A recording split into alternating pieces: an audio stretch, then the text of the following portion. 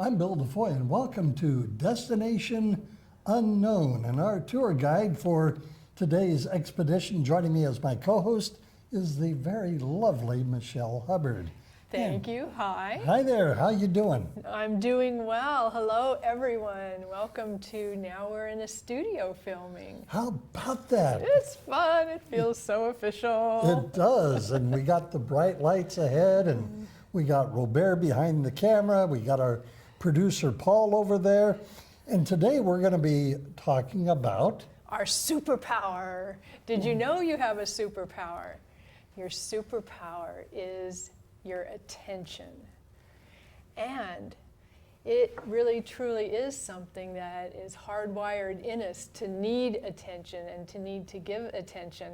A little anecdote is, I don't have the site, but back in the day, there was a king who decided he wanted to see what language babies intuitively, instinctively spoke. So for all of the babies in his kingdom, he told the nurses, feed them, change them, that's it. Don't speak to them. Don't give them any inflections.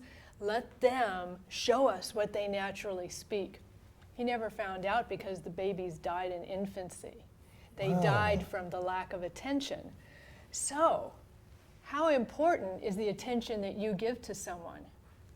Well, life or death, maybe. Well, that's a great question. I've always been one to say I'm just too poor to pay attention.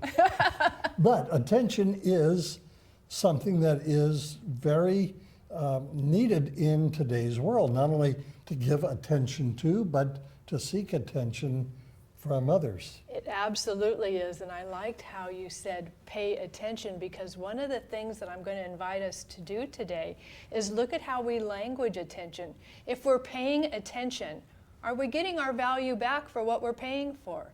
If not, take another look at what I want to substitute the word pay for is what you are choosing to give your attention to, because I believe that attention comes with its own gift inside of it. And that gift is allowing us to choose where we place this superpower that we have. I like how you couched it with a gift. So let's take this gift and unwrap it and see what we've got as we launch in to our Destination Unknown. Okay, so this superpower that you have, it's an energy, it's a felt, palpable, actually landing of almost a touch from your energy space to someone else's. So you can try it. There's an adage, what you focus on grows. It's important where you choose to place your attention, who you choose to give your attention to, and that instead of just splattering it around all over a room, you let it land. And now, so how do you do that? How do you consciously choose where you're going to place your attention? I don't know. So how do you how do you do this? Okay, tell me if this sounds familiar. Okay. You notice where or who you want to land your attention on. You notice. For example, I go to some networking events, and people are giving the same amount of attention to everyone in that room. They're not getting the same amount of attention back. Notice who is actually interested in what you have to say. Don't give your attention to someone who isn't. So notice who, where, what do you want to place your attention on? Do you want to place your attention on an activity that you're not enjoying? Probably not. Probably not. Yes. Own your no. Say no to that. Don't choose to put your attention there. So notice, where do I want to put my attention? Then the next step, when you know where you want to put your attention, is to turn toward it. Now, how do you turn toward someone? With your nose or your toes? You physically turn toward them so that from your body, this place that is kind of this energy magnet, this energy pulse, turn it towards someone. Let them actually feel the feeling of it. Now, I'm placing my attention on hearing my phone timer go off. I'm wondering, Paul, could you get it out of my purse and kill it or something? Die eventually, or? See, we notice where we place our attention That's sometimes. right. And, you know, that alarm, if I'm not mistaken, is to remind you that if you have a client to call, that you would pick up the phone at the designated time and pay attention to your client. Yeah, that's my way of reminding myself to send a check-in text to check in with my clients. So, hi clients, I'm saying hello to you with Bill DeFoi from Destination Unknown today. So, turned toward, oh, that's where it was? You turn toward what you're going to place attention on. How important is that one-on-one contact when you're putting as you turn towards that person? Obviously, I'm looking at you, I'm looking at our audience here, but I'm paying attention to you, and that seems to be very important. Oh, absolutely. How does it feel to you when I'm looking at you, when you can see my nose pointed towards you, or when I'm looking to where my phone is buzzing, but you don't know that it's buzzing, and there's this bug on the floor that I'm watching, and I feel kind of nervous, so my head's down. Do you feel any connection at all with me when I'm doing that? Yeah, because you've turned away, and I don't feel like the value is in something else rather than within me. Right, so that's how important turning toward is. And there's another type of turning towards that's just as important, and that's when you're listening to someone. Go wordless. Don't be trying to think of how you're going to reply to them. Don't be trying to think of, oh, how do I look when I'm listening to them? Don't be having all of these words going on in your head. Be an open receiving place. That is a way of also choosing to give your attention to. So the turn toward move is really pivotal so that when you next pause with whatever you're going to give your attention to, the connection happens. You can feel it. You can feel when the attention is taken away. This is steps that sound familiar, perhaps? It does, very much so. The steps for love, and that is what the power of attention is fueled by, is love. This consciously choosing to notice, to select what you're going to give your attention to, then to turn toward it and pause with it. From that point, you just stick with it long enough to let it land. When you know that it's landed, when you feel that it's landed, when you feel complete, then consciously disengage. Okay, I'm feeling complete with our conversation, or did you have something else you wanted to say? I see, okay. Yeah. Give it a try. I've done this with a salesperson. They are used to being invisible. So one day, person at Target is checking me out, and I said, I want you to know I really appreciate you. She kind of did a step back. Well, how often does a person behind the cash register hear those kind of things? Doesn't. And if they do hear it, it's over the shoulder, have a good day, as you're already walking your cart out the door. But because I was still standing in front of her and looking at her nose to nose, when she heard me say, I appreciate you, she felt it as well. And I could see that she felt it because, it literally pushed her back. Give it a try. Give it a try with a pet. As you know, I have a cranky cat who lets me know when he wants to be fed. When I'm looking at the computer and I go, nope, not going to get you your food right now, Charlie, he keeps meowing. When I turn toward him and I go, Charlie, in a few minutes, then he lays down. If nothing else, play with this. Give it a try. This, I want to share with you, is very valuable, especially for business people, because people aren't buying your product. People aren't buying your skill set. People aren't interested in your video. Everyone out there has a video. Everyone out there has a great product that they believe in. Everyone out there does really good service. There's a whole bunch of people who fall into all of those categories. What sets you different and what's most important to the person is how you make them feel by the attention that you give them. With your superpower and how to actually use it, how do you think you're going to be making people feel? What kind of an impact is that going to make? It's going to make, in my opinion, and my judgment is, it's going to make a significant impact, not only with maybe a salesperson, but let's say that you're in a relationship with your significant other. Absolutely. We're all these little babies who are hardwired to need attention to survive. And when we feel that someone is giving us attention in a way that makes us feel good, that sees us in a way maybe That's powerful. That's whose presence we want to stay in. And if it takes listening to maybe a sales pitch about something we didn't think we were interested in to begin with, we may surprise that we really are, just because we're now engaged with this person and how they make us feel about ourselves.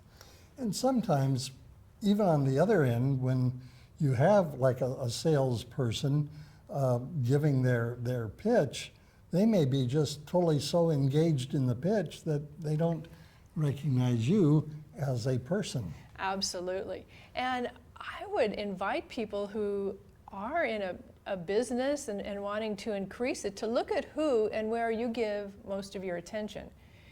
If you're really active in your son's softball, for example, and you spend a lot of time there and you know all the parents and you kick around together and you know stories about each other and you're giving each other all of this kind of attention, the odds are, if they know a little bit more about your business, even if they're not ready to do business with you, you're going to be the one they're going to refer their friends to when they hear all of a sudden something that's related to what you've shared you do with them.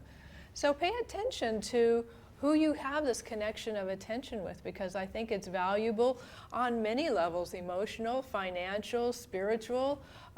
It's how we human beings can more deeply connect with each other. Giving one of yourself to another in terms of attention, it's great to do that, but what about getting the attention? How do you help somebody else realize that they need to pay attention to what you'd like to have?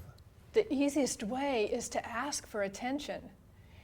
That way we don't have to go into these kind of gamey little things or pretend to be sick or have an accident or go into drama.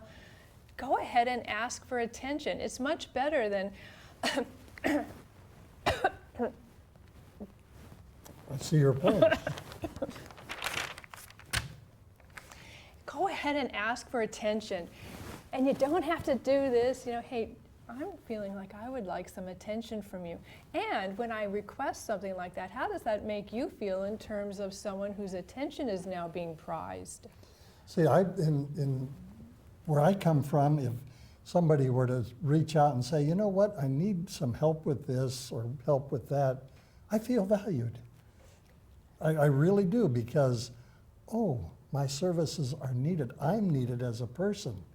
And I want to be able to give that without reservation. And how important do you think it might be in relationships where instead of maybe the nagging or the blaming or the finding fault with, someone said, I've been feeling ignored by you and I would like to have some attention from you. Isn't that really what the blaming and the nagging and the finding fault with is asking for anyway, probably? That's really cutting to the heart of the matter. Yeah. So go ahead and be brave enough to ask for attention. It's okay, and the more of us that do it, the more acceptable it's going to be, and we won't have to do a lot of this other stuff we do simply to get attention. So there is that dance that you're describing that a lot of people do, but that dance can be avoided if it's more direct. And honest. And if you're willing to be vulnerable, because it's scary to say, I would like your attention. We're taught that you're not supposed to be conceited. Don't act out. Oh, all you want is attention. We hear these things from a very early age, and they're kind of perpetuated. We love celebrities and we love to hate celebrities because they are celebrities. So we have kind of a weird dynamic with attention, as we do with a lot of things, but boy, you just go straight to honesty and that'll cut right through a lot of that stuff. But isn't there a balance between that honesty and being egotistical? No. No. Because you're being honest. The egotistical comes when you think you have to go through some sort of manipulation to get attention, some sort of control, some sort of game, some sort of drama to bring attention to yourself. There's the phrase, you're bringing attention to yourself. What you really want is someone to give you their attention. So if I go to you and I say, Bill, I'd really like to have some attention from you. If you say, I'm in the middle of a project right now, how about we go out to dinner in an hour? I feel satisfied. I'm great. I'm going to be seeing Bill. He's going to be giving me his attention. He was clear. He was direct. He was honest with me. And then I know within myself, and I was honest too. I asked for what I wanted. What a great message to be giving myself. And you're like you say, it's direct, it's very succinct, and if you approach it with that kind of succinctness and the boldness, if I dare say boldness there. Be bold, say be it. bold, that people are going to respond in kind. In other words, they're going to be a lot more responsive than if you did the dance, because that encourages them to do the dance. Beautiful observation. Perfect. Yes, absolutely. It opens up collaboration. It opens up a co-creativity to happen, because now you freed them to be honest. And they know that you can take it because you're being honest. So what other tips can you give to us about this superpower that I don't have to go into the closet and get out my cape and change into the cape and the blue tights and the rest of it? Yeah, I would say be aware that you have a superpower and think of your attention as a superpower. It comes from this way of loving, of choosing, of turning toward, of pausing with that we talk about. It's something that's palpable. It's something that makes a difference when you land it on other people. And give it to yourself. Give gentle attention to yourself. Give appreciative attention to yourself. You're always giving yourself attention, and a lot of times what we're saying is judgy, is critical, is negative. Use your superpower only for good. There you go. Well, I tell you what, we're at the end of our time together. It has gone by so quick. If people would like more information about who you are and what you do, how can they get a hold of you? Give me a call at 805-814-6884. Send me an email at Michelle, Michelle, Hubbard, Hubbard, number 4, letter U, at gmail.com. And check out Destination Unknown at hmgtv.com. And we have our own place where you can see a lot of the different Destination Unknown episodes. All right, so for today, we're going to fold up our road map, put away our flashlight and compass, and we'll see you next time right here on Destination Unknown. For Michelle Hubbard, I'm Bill DeFoi. Thank you for joining us. Destination Unknown is a production of the Heritage Media Group.